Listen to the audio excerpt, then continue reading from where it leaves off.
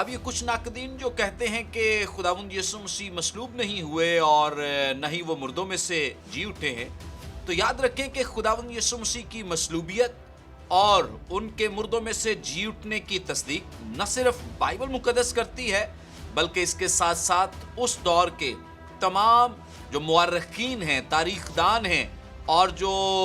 آثار قدیمہ کے ماہرین ہیں، انہوں نے اس بات کی تصدیق کر دی ہے کہ خداوند یسوع مسیح واقعی موا، دفن ہوا اور تیسرے دن مردوں میں سے جی اٹھا۔ بڑا ایک نام ہے جو مسیحی تو نہیں ہے، تاریخ دان یہودی مورخ ہے جوزفس، انہوں نے اس بات کی تصدیق کی، حتیٰ کہ تالمود نے اس بات کی تصدیق کی ہے مسیح کی مصلوبیت اور اس کے مردوں میں سے جی اٹھنے کی۔ جان پائپر بیان کرتے ہیں کہ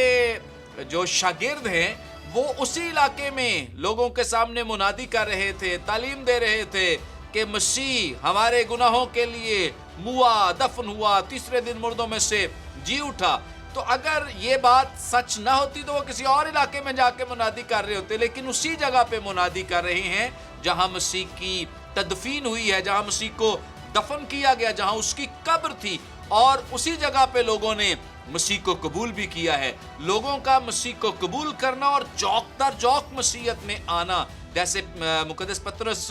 رسول کے پہلے ہی واعظ میں 3000 کے قریب لوگوں کا مسیح کو قبول کر لینا، اس بات کی تصدیق ہے کہ ان لوگوں کے سامنے یہ پیغام بہت واضح تھا کہ واقعی مسیح مردوں میں سے جی اٹھا ہے۔ ہاللیلویہ، پریز گاڈ۔